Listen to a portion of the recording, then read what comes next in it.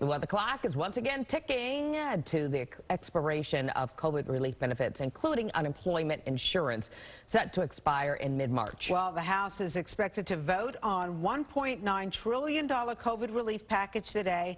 That also includes aid to states, funds for schools, businesses, and vaccination distribution. But another component of the bill could make its passage more complicated, a $15 minimum wage. Joining us right now, Queens and Long Island Congressman Tom Suozzi. Nice to have you back on Good Day New York. How are you? Good morning. Thanks for having me on. All right, so let's talk about this COVID bill, because even some of your fellow Democrats in the House feeling a little uncomfortable about some of the things that are in there. You know, Congressman Espaillat said, you know, he's not so happy with a lot of this pork that was in there, including some very, well, close projects to Nancy Pelosi. You know, the overall bill is so important. People, you know, if you look at the polls across the country, the people, even Republicans, independents, Democrats, all want to see this thing happen because it's a comprehensive plan that looks at finally addressing COVID in a comprehensive way. People are getting a little bit of relief, seeing the numbers go down as far as the cases and the deaths. And we're feeling a little bit better after this awful year we've been through. And this plan will take it over the finish line as far as vaccines, as far as getting people through the rough times ahead, as far as businesses, especially restaurants and live entertainment venues, catering halls, helping them get through this really tough period ahead. Are there things in there that I wish weren't in there? Yeah, there's a lot of things that I can't get everything I want. But yeah, I was just curious. I mean, do you think there's a lot of unnecessary pork? Granted, we need to get people unemployment insurance right now. There are a lot of people suffering in our area. But half of it, half of this bill is, do you think it's unnecessary pork? No, I don't think it's half of the bill. I think there's some small things in there that people are going to debate about whether it should be there or shouldn't be in there.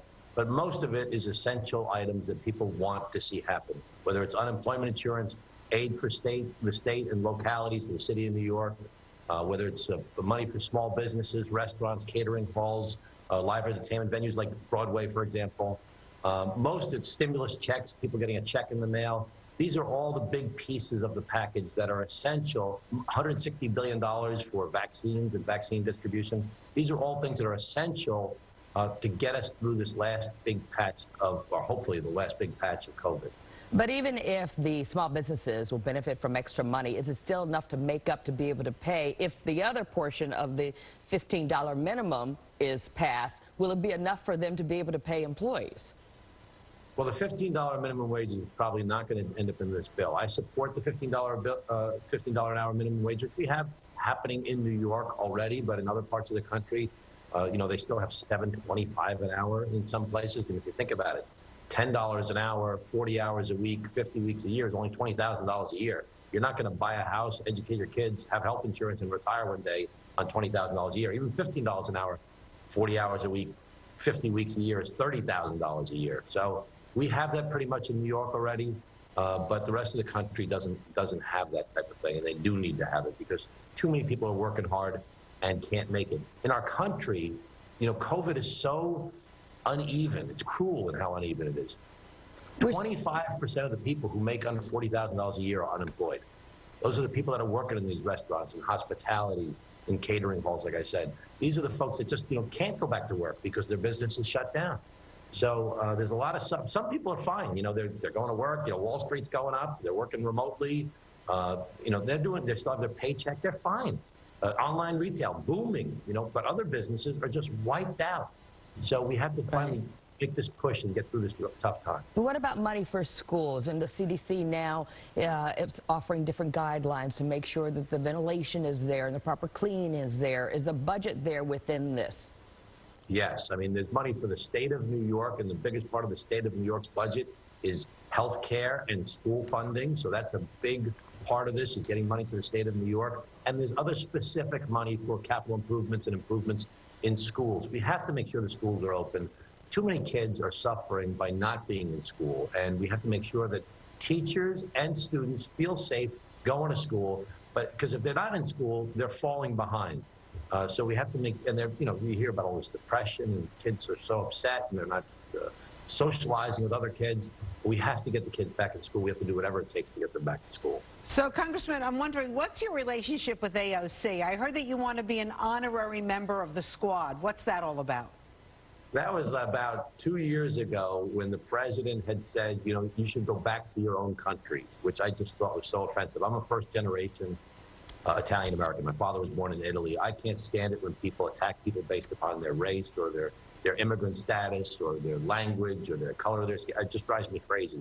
And when he said that, I was on a show one morning and I was talking about something completely unrelated, and I was delayed getting on the show, and then Joe Scarborough asked me about something, and I said, you know what, I'll be an honorary member of the squad today. I don't agree with them on a whole host of things, but I don't like that type of treatment. So I just got really angry about the way the president was talking to go back to your country. I mean, it was just so absurd. All right, let's talk a little bit about vaccine distribution here in our state.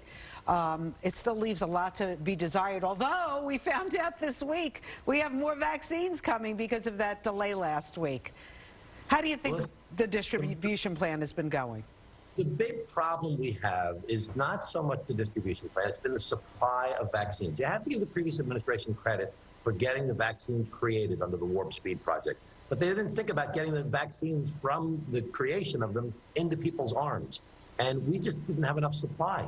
Now you see Biden is using the powers that he has as president to get the manufacturers to make more supplies. He's going to have 600 million vaccines by the summer. He's pledged 100 million shots distributed within his first 100 days. He's up to like 35 or 36 days, and he's already got 50 million shots. So we're going to go over 100 million. We're going to go to 150 million or 200 million in his first 100 days. So supply, supply, supply. The states have the ability to get, and the local governments have the ability to get the distribution done, the hospitals helping them, the drugstores, everybody helping together. We need supply, supply, supply. I think the last time we had you on, we were talking about the insurrection, though, and there has been a threat about something may happen at the State of the Union. How concerned are you about that? It's so sad for our country that we have to even think about this type of thing. You know, I've heard March 4th is going to be a big day, or March 6th. You know, people are debating it. We've still got security fences up around the Capitol and down in Washington now. We've got security fences around with razor wire on top. It's just a sad thing for our country. And, you know, we have to get to the root of what is causing this unhappiness for people. A lot of it has to do with people's wages. So many people are just unhappy in our country. And that's where Trump came from, and that's where Bernie Sanders, quite frankly, came from, is people who are going to work every day and they can't live the American dream. You know, for us, for me, certainly, the American dream is like this big, great thing. You work hard, and in return, you make enough money so you can have a house and you can educate your kids and you can have health insurance. You can retire without being scared. My family lived the American dream. My father was born in Italy, lived a great American success story. Everybody who works hard should be able to have a decent life in America. That's what it's about. Too many people are working hard and they can't live a decent life in our country. So we need to fix that. And that's one of the big focuses that I have in Congress. And that's one of the big focuses I think the new president has. Congressman, before you go, you know there's a lot of stuff going on with Governor Cuomo right now, allegations of sexual harassment. Where do you stand on it? Do you think there needs to be investigation? Well, there's no question that he's been under a lot of fire. The great thing about our country over the past couple of years is that if somebody makes a claim of sexual harassment, it's going to be looked at. It's going to be taken seriously. So wait, I'm confused. Yes or no investigation? I think there's going to be a lot of investigations. There's going to be lawsuits. There's going to be hearings by the state legislature. I'm sure the different law enforcement agencies are going to look at sexual harassment allegations. They're going to look at the nursing home stuff. That's just the normal course in today's world. All right. All right, Thomas Suozzi joining us this morning. Have a good weekend. Thanks for being with us. Thanks for having me. All the best to you. Yeah, good luck today. Yeah. Thank you. All